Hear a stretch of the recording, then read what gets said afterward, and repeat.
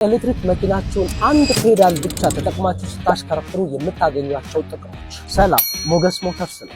የኤሌክትሪክ መኪናችሁን ስታሽከረክሩ አንድ ፔዳል መጠቀም ማለት ሁለተኛውን ፈጽሞ አትጠቀሙት ማለት አይደለም። ነገር ግን አብዛኛውን የአጠቃቀማችሁ ሁኔታ ከአንድ ፔዳል ጋር ብቻ የተያያዘ እንዲሆን ነው። ያም ማለት ምን ማለት ነው?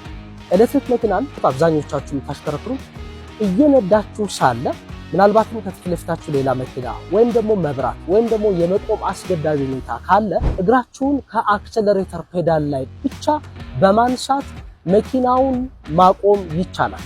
ስለዚህ ይህንን የማቆም ሂደት ፍሬን በመርገጥ ብናቆመው ፍሬኑ ላይ ብሬክ ፓድን ማሞቅ፣ ጉልበቱን ማባከን፣ ሪጀነሬቲቭ ልናደርግ የምንችልበትን እድል ስለሚያሳጣ በተቻለ መጠን እግራችሁን ከአክሰለሬተር ፔዳል ላይ ብቻ በማንሳት እንዲሁም በመጠነኛው በመጫን የመንቀሳቀስ ሂደታችሁን ማስቀጠል ነው። ይሄ በርካታ ጥቅም አለው። አንደኛ የኪሎ ሜትር አድቫንቴጅ እንድታገኙ፣ ሁለተኛ የብሬክ ፔዳል መበላትን ማለቅን፣ የብሬክ ፍሉድን መቀነስን ስለሚያስወግድላችሁ በተቻለ መጠን ዋን ፔዳል ድራይቪንግ አንድ ጊዜ ብቻ በመካከለኛው በመጠነኛው በመጫን መኪናውን ማሽከርከር ይቻላል። ከመኪና ጋር በተያያዘ መረጃ የሚያስፈልጉ ከሆነ ፎሎ፣ ላይክ፣ ሼር እንዳይረሳ።